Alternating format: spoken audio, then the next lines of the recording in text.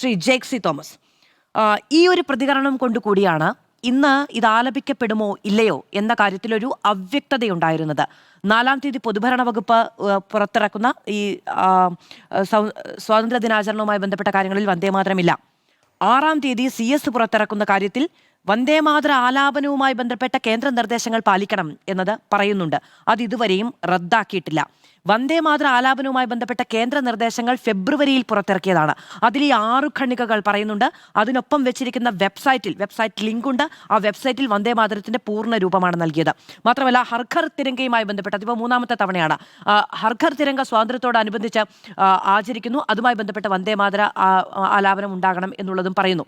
അപ്പോൾ ഈ തരത്തിലുള്ള കേന്ദ്ര നിർദ്ദേശങ്ങൾ നിയമബന്ധിതമല്ല എങ്കിലും ആലപിക്കപ്പെടേണ്ടതുണ്ട്, അത് ചെയ്യേണ്ടതുണ്ട് എന്നൊരു പ്രതികരണം നേരത്തെ അങ്ങ് പറഞ്ഞതുപോലെ മുരളീധരന്റെ ഭാഗത്തുനിന്ന്, മുഖ്യമന്ത്രിയുടെ ഭാഗത്തുനിന്നൊക്കെ ഉണ്ടായതിൻ പേരിലായിരുന്നു വിവാദങ്ങളൊക്കെ. ഞാൻ ഇപ്പോഴും പറയുന്നു, സംസ്ഥാന സർക്കാർ അത് നയമായി സ്വീകരിക്കുകയും കേരളത്തിൽ എവിടെയും നടപ്പിലാക്കാതിരിക്കുകയും ചെയ്തു. പക്ഷേ അവസാന നിമിഷം വരെ ഉണ്ടാക്കിയ ആശയക്കുഴപ്പങ്ങൾ പിന്നെ എന്തിനായിരുന്നു?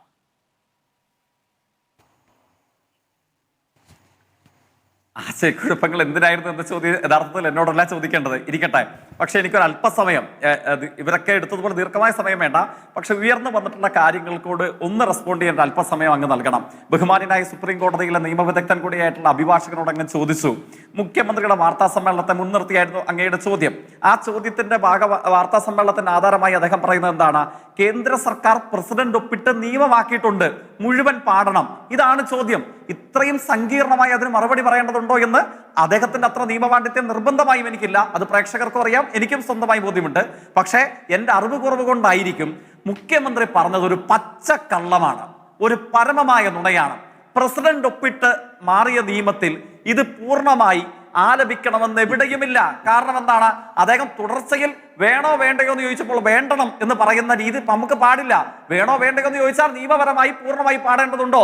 പാടേണ്ടതില്ല. കാരണം എന്താണ്? ഇതിനേക്കാൾ വലിയ രവീന്ദ്രനാഥ് ടാഗോർ എഴുതിയ നാഷണൽ ആന്തം പാടണോ വേണ്ടത് ചോദിച്ചപ്പോൾ ഇന്ത്യൻ സുപ്രീം കോടതി as per the Bijoy Emmanuel versus the state of കേരളയിൽ പറഞ്ഞത് മാൻഡേറ്ററി അല്ല, അഡ്വൈസറി ആണ്, നിങ്ങൾക്ക് നിർബന്ധമില്ല. പക്ഷെ എന്ത് ചെയ്യാൻ പാടില്ല? ഡോണ്ട് ഡിസ്റെസ്പെക്ട്, ഇന്ററപ്റ്റ് ചെയ്യാൻ പാടില്ല, ബഹുമാനക്കുറവ് കാണിക്കാൻ പാടില്ല. അത്രയേ ഉള്ളൂ. ഈ ജനഗണമനയേക്കാൾ വലിയൊരു ഗീതവും എന്തായാലും 947 മുതൽ 2026 വരെയുള്ള 80 വർഷക്കാലത്തിനിടയിൽ ഇന്ത്യയിലില്ല. അത്രയും പറയാനുള്ള വിവേകവും ബുദ്ധിയും പരിമിതമായ തോതിൽ എനിക്കുണ്ട്. അതുകൊണ്ട് മുഖ്യമന്ത്രി പറഞ്ഞത് ഒരു പച്ചക്കള്ളമാണ്, പൂർണ്ണമായി പാടണമെന്ന് എവിടെയുമില്ല. അത് നമുക്ക് എല്ലാവർക്കും ബോധ്യപ്പെട്ട വസ്തുതയാണ്. സംഘപരിവാറുമായി ബന്ധപ്പെട്ട കാര്യങ്ങൾ നടപ്പിലാക്കാൻ ശ്രമിക്കുന്നതാണ് ഇവിടുത്തെ കോൺഗ്രസ് നയമെന്ന്. അങ്ങനെയാണെങ്കിൽ നടപ്പിലാക്കിയിട്ടില്ലല്ലോ. ഇന്ന് വേണമെങ്കിൽ നടപ്പിലാക്കാമായിരുന്നു. എന്നിട്ട് അദ്ദേഹത്തിന് ഈ നിലപാട് തന്നെ പറയായിരുന്നു. അപ്പോൾ അതിലൊരു പുനർചിന്ത ഉണ്ടായിട്ടുണ്ട് എന്നില്ലേ? അത് ഇനിയിപ്പോ അദ്ദേഹം അതുകൂടെ നടപ്പിലാക്കിയാൽ AICC ആഫീസിലോ KPCC ആഫീസിലോ പോയിരിക്കേണ്ട വരത്തില്ല. പുതുതായി പണിത മാരാർജി ഭവനിൽ നമ്മുടെ രാജീവ് ചന്ദ്രശേഖരനെ മാറ്റിയിട്ട് അദ്ദേഹം പോയിരിക്കേണ്ടതായി വരും. അപ്പോ ഇപ്പൊ 2026 പശ്ചാത്തലത്തിൽ അദ്ദേഹം നിലവിൽ അതിന് തയ്യാറില്ല.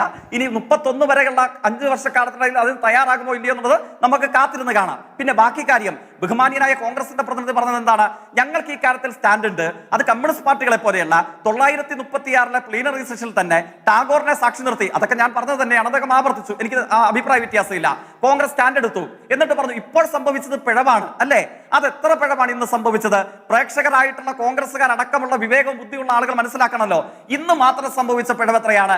AICC ഓഫീസിൽ ഒരു പിഴവ്, കർണാടക സർക്കാരിന്റെ 2ാമത്തെ പിഴവ്, ഹിമാചൽ പ്രദേശ് സർക്കാരിന്റെ 3ാമത്തെ പിഴവ്, നമ്മുടെ സത്യപ്രതിജ്ഞാ ചടങ്ങിൽ അല്പമാസങ്ങൾക്ക് പുറകിൽ വേറൊരു പിഴവ്, അതിനുശേഷം ഇന്ന് കേരളത്തിലെ സർക്കാരിന്റെ കീഴിലുള്ള ഫോറസ്റ്റ് ഓഫീസിൽ പുതിയൊരു പിഴവ്. ഈ പിഴവുകൾക്കെല്ലാം ഒറ്റ ദിവസം കൊണ്ട് ഇത്രയും പിഴവ് എങ്ങനെ ഉണ്ടാകുന്നു? കോൺഗ്രസ് നേതാവേ, പോട്ടെ, ഈ പിഴവുകൾ നടത്തിയ AICC ഓഫീസിലെ ഗായക സംഘം, കർണാടക ഗവൺമെന്റിന് നേതൃത്വം നൽകുന്ന DK ശിവകുമാർ, ഹിമാചൽ പ്രദേശിലെ മുഖ്യമന്ത്രിയായിട്ടുള്ള സുഖ്വിന്ദർ സിംഗ് സുഖു, നമ്മുടെ വനം മന്ത്രി, അതേപോലെ തന്നെ സത്യപ്രതിജ്ഞാ ചടങ്ങിന് നേതൃത്വം നൽകിയിട്ടുള്ള കേരളത്തിലെ UDF ഗവൺമെന്റിന്റെ കീഴിലുള്ള ഉദ്യോഗസ്ഥ വൃന്ദം, പിഴവുകൾ ചെയ്താൽ തെറ്റുതിരുത്തി നടപടിയെടുക്കാമെന്നതല്ലേ നമുക്ക് എല്ലാവർക്കും ഗോപ്യമായ ഒരു മാർഗം?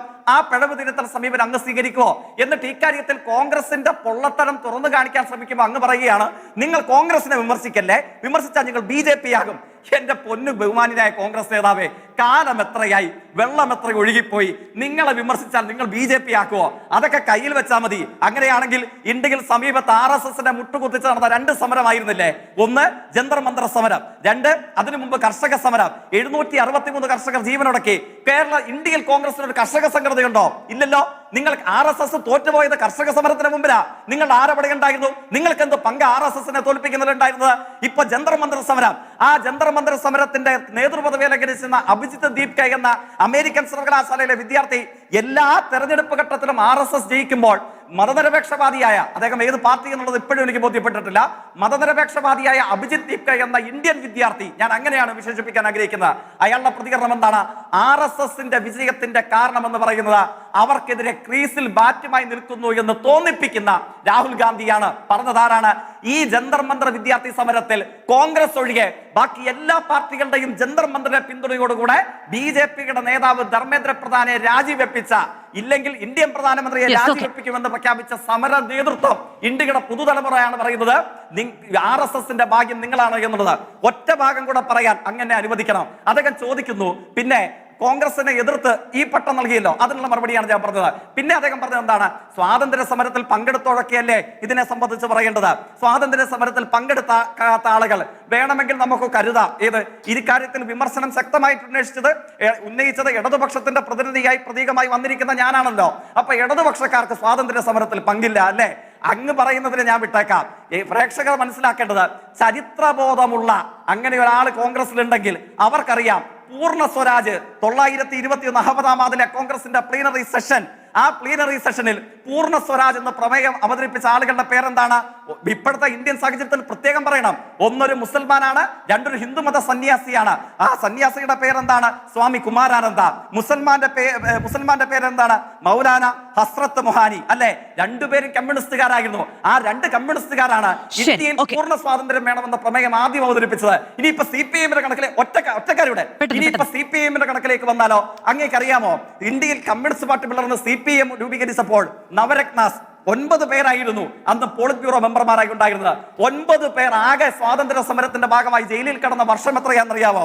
BT Ranadive, P Sundarayya, M ബസവപുന്നയ്യ, Harkishan Singh Surjit, EMS Namboodiripad, AKG, P Ramamurthy, Pramod Das Gupta, ജ്യോതി ബസു.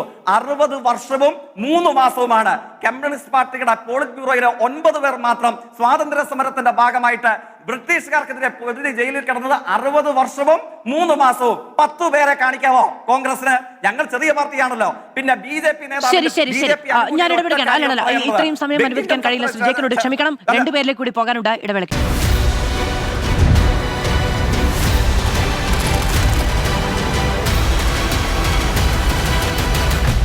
ഡിബേറ്റ് വിത്ത് മാധു സജി.